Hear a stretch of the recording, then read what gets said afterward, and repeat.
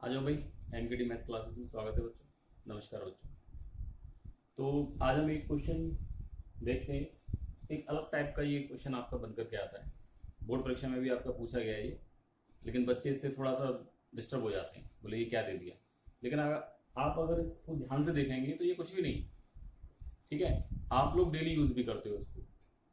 तो आज हम पढ़ने जा रहे हैं बच्चों, इक्विवेलेंस रिलेशन ही पढ़ने जा रहे हैं। इससे पहले लेक्चर में भी मैंने आपको इक्विवेलेंस रिलेशन पढ़ाया था और उसमें आपको बताया था किस तरह से इसको प्रूव करते हैं, और ये भी आपका काफी इंपॉर्टेंट क्वेश्चन है, ठीक है। देखिए क्या है आपका, ये आपका कॉन्ग्रुएंस मॉड्यूलो एन। कभी कभी सवाल वो कैसे दे देता है, जैसे मैंने जस्ट ये जो सवाल लिखा हुआ है ऐसे करके यही सवाल देता है वो आपको, ठीक है। क्या कह रहा है वो, prove that the relation congruence modulo n on the set Z, integer के सेट पर डिफाइंड है, ये इज एन इक्विवेलेंस रिलेशन। आपको प्रूव करके दिखाना है कि इक्विवेलेंस रिलेशन होगा, ठीक है। अब कॉन्ग्रुएंस मॉड्यूलो एन, सबसे पहले हम इसको समझते हैं कि ये क्या चीज है, ठीक है। तो बड़े ध्यान से देखना बच्चों, कॉन्ग्रुएंस मॉड्यूलो एन का मतलब क्या होता है। अच्छा आप ये बताइए, वॉचेस को आप यूज करते हो, घड़ी आप लोग यूज करते हो, ठीक है। हर एक बच्चे के घर में घड़ी मिलती है, तो थोड़ा सा उस घड़ी पे जाते हैं और उस घड़ी को देखते हैं थोड़ा सा, ठीक है, क्या होता है उसमें। देखें जरा, मैंने एक वॉच ली, एक वॉच, जैसे ये आपकी वॉच है, ठीक है। यहाँ पे आपका 0 बजता है। रात को जब आप 12 बजे कहते हो रात के, वो 12 बजे नहीं होते, वो होता है 0 टाइम, 0 बज रहा होता है उसमें, ठीक है। तो मैं कुछ घड़ी का डायल बना देता हूँ मैं आपका, थोड़ा सा ध्यान से देख लीजिए इसको। 0 1 2 3 4 5 6 7 8 9 10 एंड 11। ये मैंने घड़ी का एक वॉच बना दिया, ठीक है। इसमें क्या क्या चीज़ है भाई, हेयर इट इज 0 बजा, फिर उसके बाद में 1, उसके बाद में 2 3 4 5 6 7 8 9 10 11 12 13 14 15 16 17 18 19 20 21 22 23 या 24 25 26 27 28 29 30 31 32 33 34 35, और कितना लिख सकता हूँ भाई इसमें, मेरी जितनी मर्जी हो मैं उतना घुमाता जाऊं उसको, ठीक है, कितना भी लिख सकता हूँ। ये मैंने क्लॉक वाइज डायरेक्शन में आपका लिखा, जो क्लॉक चलती है आपकी उसकी डायरेक्शन मैंने लिखा, या एंटी क्लॉक वाइज यदि मैं लिखता हूँ उसको तो डायरेक्शन चेंज हो जाएगी। कैसे करके, अगर एंटी क्लॉक वाइज मैंने लिखा तो देखो 0 0 के बाद में पहले में चला था ऐसे करके, अब ऐसे करके चलना है नहीं मुझे, तो एंटी क्लॉक वाइज डायरेक्शन हो गई। दिस इज -1 -2 -3 -4 -5 -6 -7 -8 -9 -10 -11 -12, फिर -13 -14, सीधी चलती रहेगी आपकी ये। तो इसमें आप एक बात देखिए, ठीक है, यही आपका जो कॉन्ग्रुएंस मॉड्यूलो सब जो आप लोग यूज कर रहे हो यहाँ पे, कॉन्ग्रुएंस मॉड्यूलो को समझने का प्रयास कीजिए यहाँ से, ये क्या होता है, ठीक है। अब देखिए जरा, ये जो 0 लिखा है, ये जो मैंने 0 लिखा है, इस 0 का रिलेशन 12 से, इसका रिलेशन 24 से, इसका रिलेशन 36 से, इसका रिलेशन और भी आगे, इसका रिलेशन और भी आगे, कितने सारे एलिमेंट आ जाएंगे, इन्फिनिट एलिमेंट आ सकते हैं आपके, ठीक है। इन्फिनिट नंबर ऑफ एलिमेंट्स इसमें आपके बन सकते हैं। अब इसको कहते क्या है, ये जो आप निकाल रहे हो, अगर मैं इसको ऐसे करके लिख दिया मैंने, दिस वन इज, ठीक है, क्या मतलब हुआ इसका, इसके लिए आपके कितने सारे एलिमेंट आ गए, 12 आ गया आपका, 24 आ गया आपका, 36 आ गया आपका, ऐसी बहुत सारे एलिमेंट्स को आप लिख सकते हैं। मैं एक तरीके से और भी लिख सकता हूं इसको, और वो तरीका क्या है मेरा, मैं इसको लिख सकता हूं 0 is equivalent to 12, correct, 0 is equivalent to 12। मैं ऐसे भी लिख सकता हूं इसको, 0 is equivalent to 24, 0 is equivalent to 36। अरे भाई सीधी सीधी सी बात, यदि आपको कोड लैंग्वेज में आपको वर्क करना है कि हाँ कोड लैंग्वेज बताना है, अब किसी बंदे को टाइम बताना है, जैसे आपकी फोर्स वगैरह होती है इनमें टाइम एक्यूरेट नहीं बताया जाता है, जैसे 8 बजे तो 8 बजे नहीं बताएंगे, वो उनका मॉड्यूल होता है, उस मॉड्यूल के हिसाब से वो टाइम को बताते हैं, जिससे कि दुश्मन पता ना कर सके उसका, ठीक है। तो अगर मान लो आपकी घड़ी में 2 बजे, 12 का मॉड्यूल है आपका, अगर 2 बजे तो आप 26 बताएंगे तो भी वो 2 ही मानेगा कि 2 ही बजे। बात क्लियर हो रही नहीं हो रही? तो आपने क्या देखा, 0 equivalent to 12, 0 equivalent to 36, 0 equivalent to 24, ठीक है। ये मैंने 0 वाली क्लास, आप किसी भी क्लास को ले लीजिए, दीज आर द क्लासेस। आप देखेंगे ये एक क्लास बन गई 2 की, ये एक क्लास बन गई आपकी 3 की, ये 4 की क्लास बन रही है, 5 की, 6 की, इस तरह से आपकी कुल मिलाकर के 12 क्लासेस बन रही हैं। और कोई भी क्लास आप उठाइए, जो मर्जी हो आपकी वो उठाइए। डायल मैंने कितने का यूज किया है इसमें, 12 का। बात समझ आ रही है? डायल मैंने कितने का यूज किया है इसमें, 12 का। तो जो मेरा n है, कॉन्ग्रुएंस मॉड्यूल जो n कह रहा है, n यहाँ पे मैंने लिया है 12, ठीक है। n मैंने कितना लिया है यहाँ पे, 12, ठीक है। 12 वाली बात फिर मैंने आपको दिखा दिया। अब देखो, अब आइए यहाँ से क्या निकल करके आता है वो चीज देखिए यहाँ से। तो जैसे मैंने ये वाली क्लास ले ली, चलो ये वाली ले ली, 3 इज इक्विवेलेंट टू 15, सही बात है भाई। या फिर मैं ये लिख दूं 3 इज इक्विवेलेंट टू 27, ये भी सही बात है। कोई सी आपकी जो मर्जी वो क्लास लीजिए यार। मान लो चलो ये वाली क्लास ले लेता हूँ, 11 इज इक्विवेलेंट टू, मैं एक बार लिख करके सही तरह से दिखाता हूँ आपको, देखिए इतना समझ में आ रहा है ना। These are the equivalence classes, ये सारी इक्विवेलेंस क्लासेस आपकी बनने वाली है ये वाली, ठीक है। तो इक्विवेलेंस क्लास का थोड़ी डेफिनेशन, जब आप रिलेशन के सवाल करते हो वहां पे जब आपसे इक्विवेलेंस क्लास पूछता है तो लगता है यही फंडा है आपका, बट डेफिनेशन थोड़ी सी अलग कर देता है, ठीक है। उसको भी मैं बताऊंगा आपको किस तरह से अलग होती है। लेकिन अभी हम क्या सीखने जा रहे हैं, अभी कॉन्ग्रुएंस मॉड्यूल के बारे में सीखने जा रहे हैं हम लोग। तो अब जैसे मैंने आपको बताया कि आप क्या लिख सकते हैं, 0 को आप इक्विवेलेंट टू 12 लिख सकते हैं, या फिर 0 को आप इक्विवेलेंट टू 24 भी लिख सकते हैं। आप यदि लिखना चाहें इस 1 को, तो 1 को आप इक्विवेलेंट टू 13 लिख सकते हैं, या 1 को आप इक्विवेलेंट टू क्या लिख सकते हैं, 25 भी लिख सकते हैं, ठीक है। अगर इधर की तरफ आए आप तो 11 को आप क्या लिख सकते हैं, 11 इक्विवेलेंट टू 23, या फिर 11 इक्विवेलेंट टू 35 भी लिख सकते हैं आप। ध्यान से देखें बच्चों, अब समझिए इसको। अगर आपने 0 इक्विवेलेंट टू 12 लिखा है, मोड कौन सा यूज कर रहे हैं आप, मॉड्यूलो कौन सा यूज कर रहे हैं, कॉन्ग्रुएंस मॉड्यूलो n यूज कर रहे हैं। n का मतलब मैंने क्या लिया यहाँ पे 12 लिया है, ठीक है। मतलब क्या हुआ इसका, उस चीज को देखिए।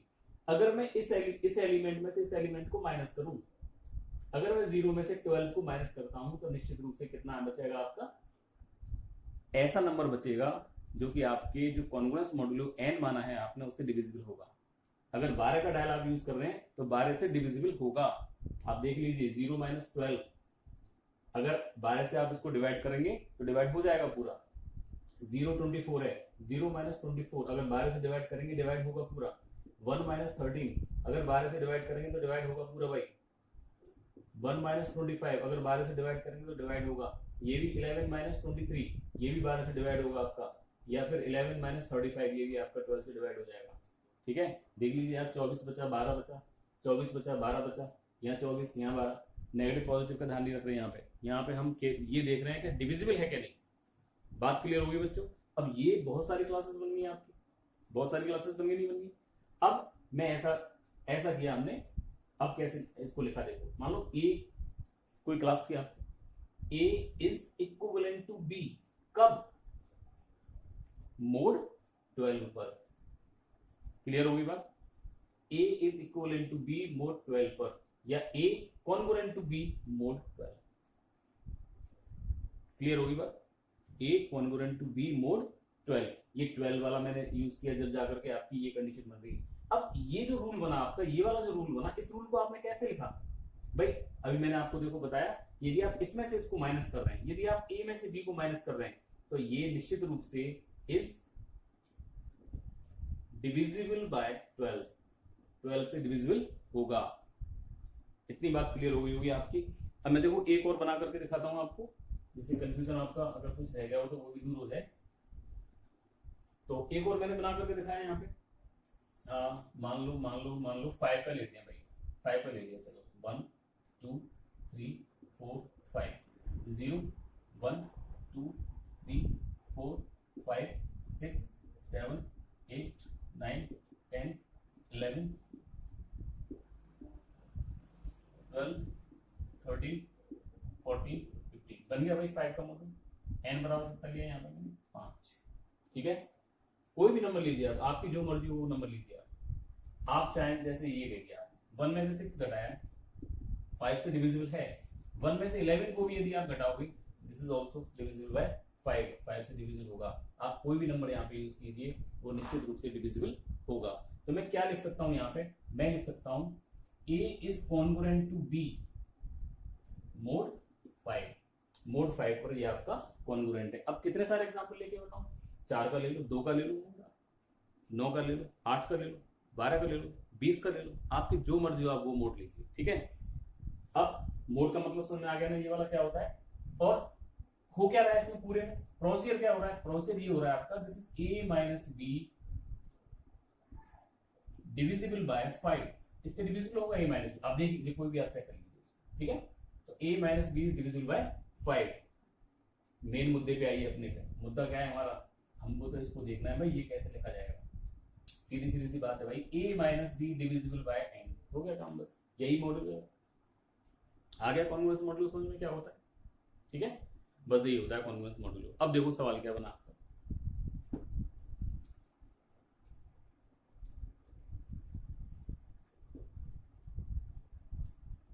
अब ये सवाल इतना सिंपल लगेगा आपको कि बहुत, अब बोर्ड परीक्षा में ये लिखा हुआ आ गया। ठीक है, अगर आप कॉन्ग्रुएंस मॉडुलो एन नहीं जानते तो भाई सवाल को आप नहीं कर पाएंगे इसको। ठीक है, और अगर आपने पढ़ लिया है और आपके दिमाग में बन गया है कि हाँ क्या होता है, तो बहुत सिंपल सी बात है, आराम से कर दोगे। अब हमें दिमाग में क्या रखना है, अपने दिमाग में ये रखना है कि कभी भी यदि हमको a is congruent to b और यहाँ पे मोड 5 दिया है या मोड 6 दिया है, मोड 7 दिया है, मोड n दिया है, मतलब क्या है इसका, this is a minus B divisible by this number, इस नंबर से डिविजिबल होगा। अगर n लगा दूंगा यहाँ पे तो इसका मतलब क्या हुआ, डिविजिबल बाय n हो गया ये। तो मेरा सवाल जो कन्वर्ट होकर के आया, क्या कन्वर्ट होकर के आ रहा है, यही सवाल आपका क्या बनने वाला है, r is equal to a b such that a minus B divisible by n। बच्चों आगे समझ में, इस टाइप के बच्चों आपके बहुत क्वेश्चन पूछे जाते हैं। अब n की जगह पे वो डिफरेंट नंबर्स रख देता है, n की जगह पे 4 रख दिया, 2 रख दिया, 5 रख दिया, 8 रख दिया, कुछ भी रख दिया उसने। इस तरह के सवालों को आपको देता है, बोर्ड परीक्षा में काफी पूछे जाते हैं। ठीक है, अब इनकी जगह पे मैंने तो डिविजिबल लिखा है भाई, डिविजिबल बाय n। कभी कभी मल्टीपल भी दे देता है आपको, मल्टीपल ऑफ 4 है, मल्टीपल ऑफ 2 है, मल्टीपल ऑफ 3 है, इस तरह से भी दे देता है। तो बात वही बात है, सेम बिल्कुल वही बात है। अब जैसे मैं सवाल को आपको करके दिखा रहा हूँ वैसे ही सेम आपको चाहे मल्टीपल दे दे तभी आपको। एक चीज और समझ लीजिए बच्चों, इसमें देखो बहुत से बच्चों को कंफ्यूजन हो जाता है। अब मैं ये लिखूं आपसे कि a minus B divisible by 4, मैंने ये लिख दिया, मान लो कि a minus B divisible by 4 है, तो इसका मतलब क्या हुआ बच्चों, अब 4 से डिविजिबल है ये हमने मान लिया कि 4 से डिविजिबल है ये। अब 4 से डिविजिबल है तो क्या मैं इस पूरी चीज को a minus b by 4 is equal to lambda लिख सकता हूं? यस, लिख सकता हूं। बात समझ आ रही है? लैम्डा का मतलब यहां नंबर निकल करके आ रहा है आपका, ठीक है, और ऐसा नंबर निकल करके आ रहा है जिससे कि आपका रिमाइंडर 0 बच रहा है। अब कोई भी नंबर, अब जैसे मान लो ये आपका 16/4 किया आपने, कितना आया नंबर भाई, 4 आया। 8/4 किया आपने, कितना आया, 2 आया। अब 4/4 किया, कितना आया, 1 आया। ठीक है, बात समझ में आ रही नहीं आ रही? तो अब भाई ये तो a माइनस बी है, अभी अननोन क्वांटिटी है आपकी। अब अननोन क्वांटिटी है तो अब मैं यहाँ पे क्या लिखूं, क्या 1 लिखूं, क्या 2 लिखूं, क्या 3 लिखूं? नहीं लिख सकता क्योंकि एक्यूरेट नहीं है मेरे पास में।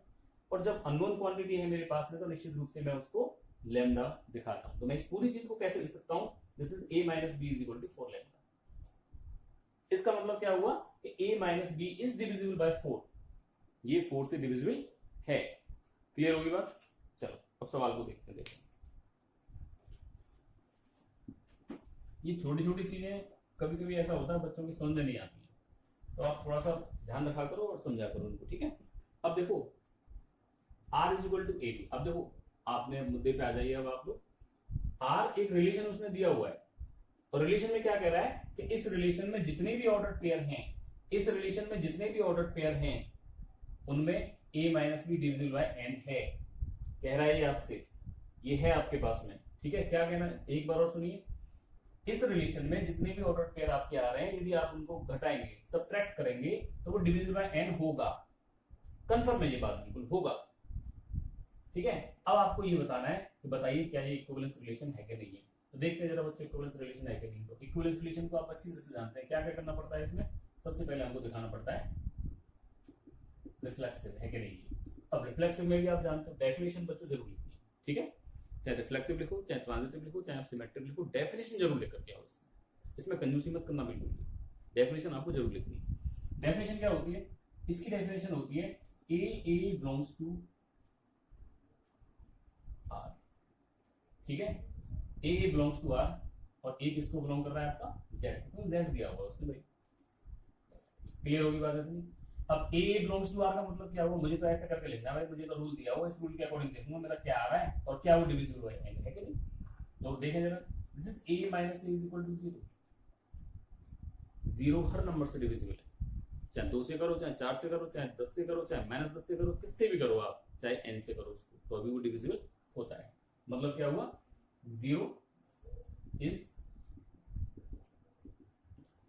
Divisible by n। 0 डिविजिबल होता है n से आपका। तो क्या हो गया, कितने भी पेयर ले लो भाई, 1 1 ले लो, 2 2 ले लो, 3 3 ले लो, तो सब में 0 हो जाएगा। तो ये डिविजिबल बाय n हो गया आपका। So it is reflexive. ये आपका क्या हो गया, रिफ्लेक्सिव हो गया।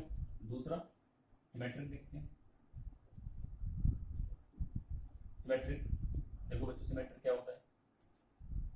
तो सिमेट्रिक में आप ये जानते हैं, इसका रूल क्या लगता है बच्चों सिमेट्रिक का। सिमेट्रिक का रूल आपका लगता है, if a b belongs to R, a b यदि रिलेशन को बिलोंग कर रहा है, एक पेयर ये रिलेशन को यदि बिलोंग कर रहा है, तो it implies B A belongs to R. B A भी कंफर्मली बिलोंग करना चाहिए, अगर नहीं करेगा खत्म। ठीक है, अगर ए बी आर को बिलोंग कर रहा है, बच्चों देखें जरा ध्यान से, अगर सॉरी ए बी आर को बिलोंग कर रहा है, ठीक है, ए बी किसको बिलोंग कर रहा है, आर को, तो बच्चों कैसे लिख सकते हैं इसको आप, this is A minus B. ठीक है, और ये उसने दिया हुआ है कि A minus B divisible by N. A minus B divisible by N है। अब डिविजिबल तो कह रहा है वो आपसे, आपसे ये तो नहीं कह रहा कि माइनस का है कि प्लस का है, बात समझ में आई। तो आप क्या लिख सकते हैं यहाँ पे, माइनस ए माइनस बी, ये भी तो आपका डिविजिबल बाय एन होगा। अरे माइनस तो लगाया भाई, क्या परेशानी है इसमें। डिविजिबिलिटी देखेंगे, मैं आपसे कहूँ, बोले बताओ भाई 4 डिविजिबल है क्या 2 से या नहीं है, तो आप कह दोगे हाँ सर है। अब मैं पूछूं, बोलो बताओ -4 है कि नहीं, बोले हाँ सर है, होगा भी होगा डिविजिबल। तो minus a minus B divisible by n, ये भी होगा। माइनस के अंदर मल्टीप्लाई कीजिए जरा, this is b minus a divisible by n, ये भी होगा। ठीक है, तो जब आप ए माइनस बी को ए भी लिख सकते हैं, तो क्या बी माइनस ए को आप बी ए नहीं लिख सकते। That means b A belongs to relation. क्या लेके चले थे आप, a b belongs to R, आपने क्या पाया, b A belongs to R, condition satisfy हो रही है। That means it is symmetric. तो ये आपका सिमेट्रिक हो गया। ठीक है, अब देखिए ट्रांजिटिव, उतार लेना बच्चों इसको।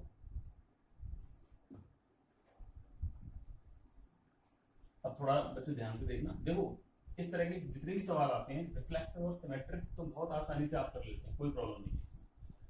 ट्रांजिटिव का, सिमेट्रिक का यही तरीका आप अपना करके चलिए कभी भी, चाहे मल्टीपल ऑफ 4 आए, चाहे मल्टीपल ऑफ 5 आए, चाहे आपका डिवाइजर ऑफ डिविजिबल बाय 5 आए, चाहे डिविजिबल बाय 6 आए, कुछ भी आए, सिमेट्रिक में, रिफ्लेक्सिव में तो वही होगा, सिमेट्रिक में आपका वही होगा। ठीक है, जो मैंने करके दिखाया अभी। अब ट्रांजिटिव को देखिए, ट्रांजिटिव में भी ये आपको बिल्कुल कंफर्म कर लेना है कि हाँ यही इसी तरह से हमको सवाल को बनाना है। ठीक है, कैसे करके बनाएंगे देखो, ट्रांजिटिव को देखिए जरा।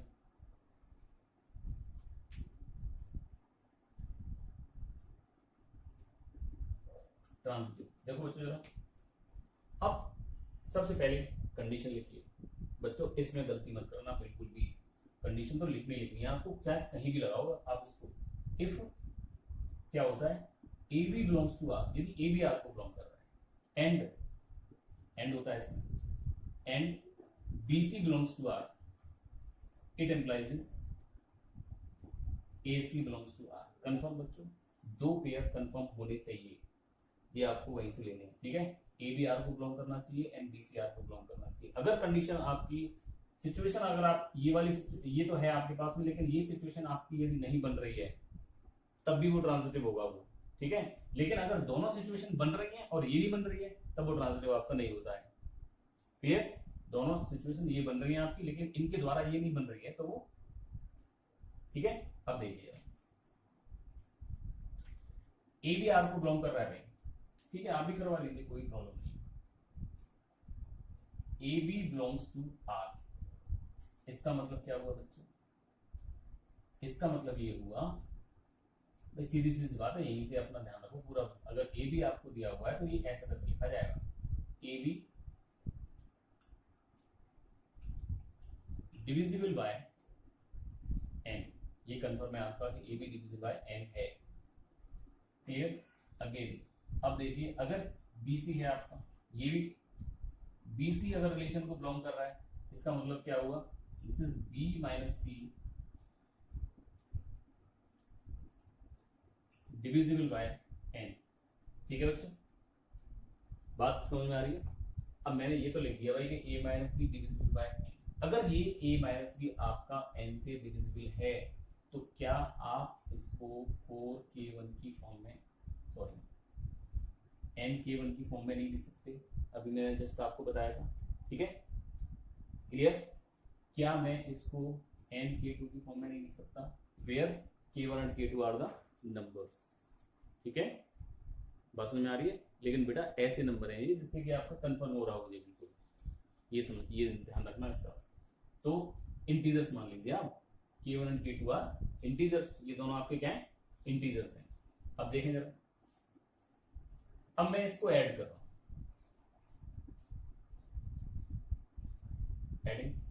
एडिंग करिए जब आपने, देखो इसको ऐड करेंगे तो बच्चों बी से बी कट जाएगा, आपका क्या बचने वाला है? This is a minus c is equal to, यहाँ पे क्या बचा आपका? इन दोनों को प्लस कीजिए, n कॉमन आ गया आपका, this is k1 plus k2 where k1 is integer and k2 is integer. और जब आप इंटीजर प्लस इंटीजर, दो इंटीजर का प्लस करते हैं तो बच्चों क्या मिलता है आपको? तब भी तो इंटीजर ही होता है यार। अगर आप 2 को 4 में प्लस करें तो कितना आने वाला है? 6 भी तो इंटीजर हुआ। अगर आप 2 में -2 को प्लस करें तो कितना आने वाला है? 0, 0 तो इंटीजर हुआ आपका। क्लियर होगी बात? ये आपका इंटीजर होगा, मतलब कि ये पूरा का पूरा आपका इंटीजर निकल के आया। That means a minus c is equal to nk। ये भी आपका डिविजिबल है, ये भी आपका डिविजिबल है। क्लियर होगी बात? मतलब क्या हुआ कि जब आप ए बी और बी सी को लेकर के चले तो आपके पास में क्या आ गया? This is a c which is belongs to relation, hence it is transitive. ये क्या हुआ आपका? ट्रांजिटिव बन गया। अब बच्चों बताया मैंने एक सवाल है, लेकिन अगर आप चाहें तो इससे ढेरों सवाल बना सकते हैं, सबके लिए एप्लीकेबल होता है, और आपका डिविजिबल दिया हो तो भी एप्लीकेबल होता है। ठीक है, तरीका आपको यही रखना है। ठीक है, 2019 में भी ये सवाल आ चुका है, इस तरह का सवाल आ चुका है, मतलब यही सेम तो नहीं आया था उसमें, बस क्या था आपका मोड लगा दिया था बस, उसमें और कुछ नहीं। ठीक है, तो ये बहुत इंपॉर्टेंट चीज़ है, इसको आप थोड़ा ध्यान से देखिए। ये मैंने एक आपको चीज़ बताई। अब जो नेक्स्ट लेक्चर में मैं आपको बताने वाला हूँ वो इक्विवेलेंस क्लास के बारे में बताने वाला हूँ। इक्विवेलेंस क्लास किस तरह से फाइंड आउट करते हैं, किसी एलिमेंट की इक्विवेलेंस क्लास कैसे करके फाइंड आउट करते हैं। ठीक है बच्चों, तो बढ़िया तरीके से अपने नोट्स बनाइए और देखिए। अगर पीछे वाले देखने हो आपको क्लियर नहीं हो रहा है, रिफ्लेक्सिव क्या होता है, ट्रांजिटिव क्या होता है, मैंने अलग अलग इनके वीडियोस बनाए हुए हैं, उनको आप देख सकते हैं। ठीक है, पहले वो क्लियर कीजिए बच्चों। इक्विवेलेंस रिलेशन जब क्लियर होगा आपका, जब रिफ्लेक्सिव, सिमेट्रिक और ट्रांजिटिव क्लियर हो जाएगा। ठीक है, ठीक है बच्चों, नमस्कार।